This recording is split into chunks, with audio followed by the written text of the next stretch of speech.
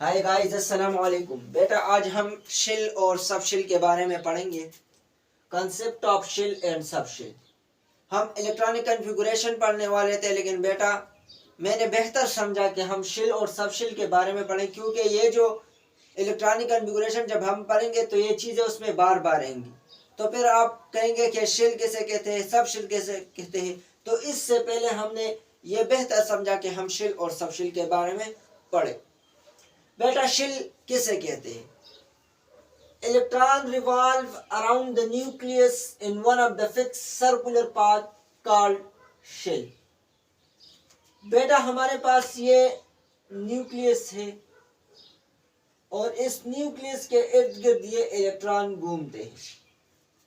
Electron revolve करते हैं nucleus के अराउंड, न्यूक्लियस के इर्द गिर्द। ये इलेक्ट्रॉन जिस पाथ में इस न्यूक्लियस के इर्द गिर्द घूमते हैं, इसी पाथ को हम बेटा शिल कहते हैं।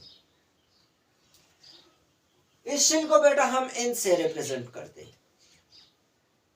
जैसे ही हमारे पास n की वैल्यू या n नंबर इंक्रीज होगी तो हमारे पास शिल नंबर इंक्रीज होता जाएगा। मतलब अगर हमारे पास n 1 है तो हमारे पास शिल भी 1 है, लेकिन अगर हमारे पास n की वैल्यू 2 होगी तो हमारे पास शिल की नंबर इंक्रीज होगी और हमारे पास शिल की नंबर इंक्रीज होगी। अब बेटा ये जो शिल है, हर एक शिल को एक खास अल्फाबेट से रिप्रेजेंट किया जाता है। बेटा जो फर्स्ट शिल है उसको हम K से रिप्रेजेंट करते हैं। जो हमारे पास सेकंड शिल है उसको हम कैपिटल L से रिप्रेजेंट करते हैं। जो हमारे पास n is equal to 3 third shell है उसको हम कैपिटल M से रिप्रेजेंट करते हैं। n इज इक्वल टू 4 उसको हम कैपिटल N से रिप्रेजेंट करते हैं। बेटा हर एक शिल में एक खास इलेक्ट्रॉन आते हैं। फर्स्ट शिल में बेटा मैक्सिमम 2 इलेक्ट्रॉन आते हैं। सेकंड शिल में बेटा मैक्सिमम 8 इलेक्ट्रॉन आते हैं। थर्ड शिल में बेटा मैक्सिमम 18 इलेक्ट्रॉन आते हैं। फोर्थ शिल में बेटा मैक्सिमम 32 इलेक्ट्रॉन आते हैं। बेटा अब इस तरह होता है कि कभी कभार इंसान भूल जाता है कि फर्स्ट शिल में कितने इलेक्ट्रॉन है, सेकंड शिल में कितने इलेक्ट्रॉन है, थर्ड शिल में कितने इलेक्ट्रॉन है। तो एक आसान सा फार्मूला है, आपने फार्मूले को याद करना होता है, फिर आपको पता चल जाएगा कि इस शिल में आप फार्मूले को अप्लाई करेंगे तो आपको आसानी से पता चल जाएगा कि फर्स्ट शिल में कितने इलेक्ट्रॉन है, सेकंड शिल में कितने इलेक्ट्रॉन है और थर्ड शिल में कितने इलेक्ट्रॉन। फार्मूला बेटा ये है 2n²। ये हमारे पास फार्मूला है। n जो है बेटा ये शिल को रिप्रेजेंट करते हैं। ये हमारे पास 2 है, n हमारे पास बेटा 1 है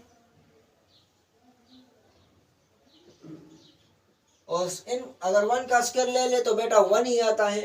2 1s are 2। तो बेटा आपको आसानी से पता चल जाएगा कि फर्स्ट शिल में हमारे पास कितने इलेक्ट्रॉन है, 2। इसी तरह हम अगर इस फार्मूले को सेकंड शिल के लिए अप्लाई करें तो second shell n is equal to 2, 2 2s are 4 और फिर 4 2s are 8। इसी तरह अगर हम इस फार्मूले पर थर्ड शिल के लिए अप्लाई करें 2, n इज इक्वल टू 3 है हमारे पास और 3 का जब हम स्क्वायर लेंगे तो 9 आएगा और 9 को हम 2 से मल्टीप्लाई करेंगे तो हमारे पास 18 आएगा। इसी तरह अगर हम इस फार्मूले को 4 शिल के लिए अप्लाई करें, n इज इक्वल टू 4, 4 का अगर हम स्क्वायर ले लें तो 4 4s are 16 और फिर 16 को 2 से मल्टीप्लाई करेंगे तो हमारे पास 32 आएगा। यह बेटा एक आसान सा तरीका है, आप इसी फार्मूले को फॉलो करेंगे तो आपको पता आसानी से पता चल जाएगा कि किस शिल में कितने इलेक्ट्रॉन आते हैं। ये तो बेटा हो गई शिल। अब हम सब शिल के बारे में पढ़ेंगे।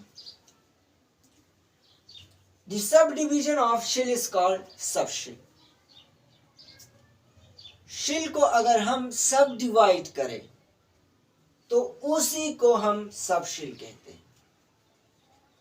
इसको हम सब एनर्जी लेवल भी कहते हैं और इसको हम सब शिल भी कहते हैं। बेटा सब शेल हमारे पास 4 सब शेल होते हैं, एस पी डी एफ, ये 4 हमारे पास सब शेल है। बेटा इसमें कितने इलेक्ट्रॉन आते हैं? इस सब शेल में बेटा हमारे पास 2 इलेक्ट्रॉन आते हैं। पी सब शेल में बेटा हमारे पास 6 इलेक्ट्रॉन आते हैं। डी सब शेल में बेटा हमारे पास 10 इलेक्ट्रॉन आते हैं। एफ सब शेल में बेटा हमारे पास 14 इलेक्ट्रॉन आते हैं। अब बेटा हमने कहा था कि शेल को हमने फर्दर सब शेल में डिवाइड किया है। जब हम शेल को फर्दर सब डिवाइड करते हैं तो उसी को हम सब शेल कहते हैं। अब हम देखते हैं कि फर्स्ट शेल में कितने सब शेल आते हैं, सेकंड शेल में कितने सब शेल आएंगे, थर्ड शेल में कितने सब शेल होते हैं। अगर n इज इक्वल टू 1 है तो इनको हम फर्स्ट शेल को हम कैसे रिप्रेजेंट करते हैं? तो हमारे पास बेटा जितने हमारे पास नंबर ऑफ शेल होगा उतने ही उसमें सब शेल होंगे। अगर हमारे पास नंबर ऑफ शेल 1 है, n इज इक्वल टू 1 है, तो हमारे पास उसमें जो सब शेल होंगे वो भी 1 होंगे। अगर हमारे पास शेल की वैल्यू 2 है, मतलब अगर n की वैल्यू 2 है तो हमारे पास सब शेल 2 होंगे। अगर हमारे पास शेल की वैल्यू 3 है, मतलब अगर n की वैल्यू 3 है तो हमारे पास सब शेल उसमें 3 होंगे। इसी तरह अगर हमारे पास n की वैल्यू 4 है तो उसमें ही हमारे पास सब शेल 4 होंगे। हमारे पास इसमें s एक सब शेल आता है। अगर n इज इक्वल टू 2 तो अगर हमारे पास शेल 2 है तो उसमें 2 सब शेल आएंगे, s और p। अगर हमारे पास n इज इक्वल टू 3 तो उसमें 3 सब शेल आएंगे।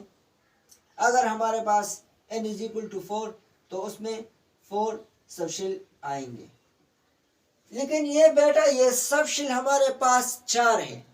अगर हमारे पास n इज इक्वल टू 5 होगा, अगर हमारे पास n इज इक्वल टू 6 होगा, अगर हमारे पास शेल 7 होंगे तो फिर हमने क्या करना है?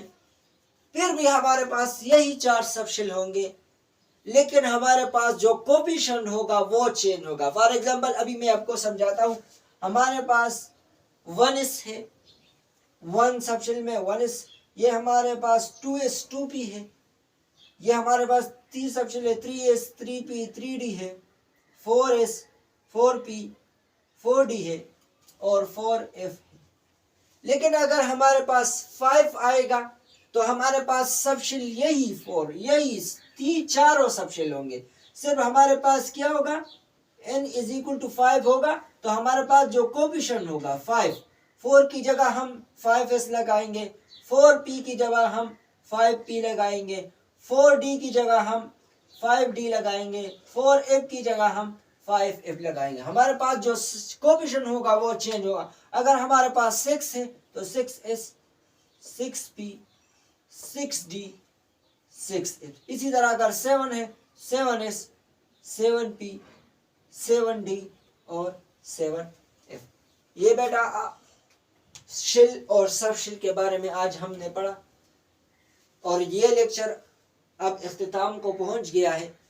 इसमें अगर आपको कोई क्वेश्चन हो, अगर आपका कोई क्वेश्चन हो तो आप हमें कमेंट सेक्शन में बताएं, हम ज़रूर इंशाल्लाह आपको जवाब देंगे। थैंक्स, वस्सलाम।